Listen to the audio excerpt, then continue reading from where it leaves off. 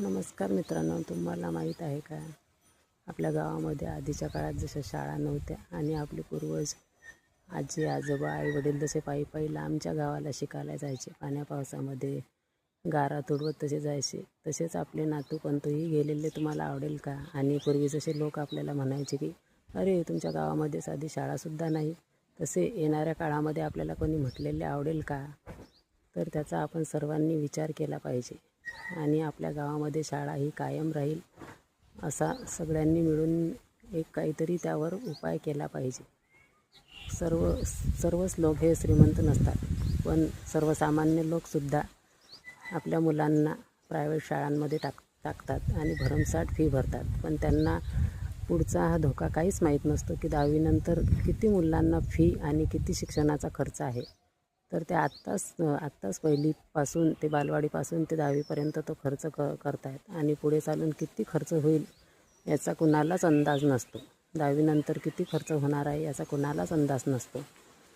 तरी ते फक्त हौसेसाठी आपल्या मुलांना लांबच्या शाळांमध्ये टाकत आहे. तरी आपल्या गावामध्ये जर शाळा नसली तर आपले गाव कसे दिसेल? आणि हे प्रत्येक प्रायव्हेट सरकारी शाळांमध्ये हे होत आहे. तर मित्रांनो, सरकारी शाळा बंद पडू नयेत त्यासाठी शिक्षणाच्या गुणवत्तेत सुधारणा करणे अत्यंत महत्त्वाचे आहे. त्यासाठी काही उपाय. पहिलं, शिक्षकांचे नियमित प्रशिक्षण. नवीन अध्ययन पद्धती, नवीन तंत्रज्ञान पद्धती आणि विद्यार्थी केंद्रित शिक्षणावर भर. दुसरं, डिजिटल साधनांचा वापर. यामध्ये स्मार्ट क्लासरूम, संगणक, प्रोजेक्टर आणि ई-लर्निंग सामग्री उपलब्ध करणे. तिसरं, विद्यार्थ्यांच्या मूलभूत कौशल्यावर लक्ष.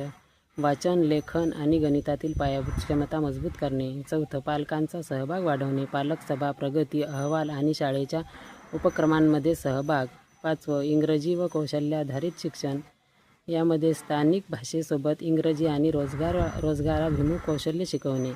सहावं, क्रीडा, कला आणि सांस्कृतिक उपक्रम. यामध्ये विद्यार्थ्यांचा सर्वांगीण विकास साधणे.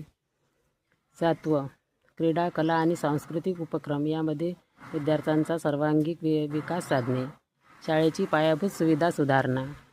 यामध्ये स्वच्छ वर्गखोल्या, शौचालये, पिण्याचे पाणी आणि सुरक्षित वातावरण. उपस्थिती व शिक्षण परिणामांचे नियमित मूल्यांकन. यामध्ये कमकुवत विद्यार्थ्यांसाठी विशेष मार्गदर्शन.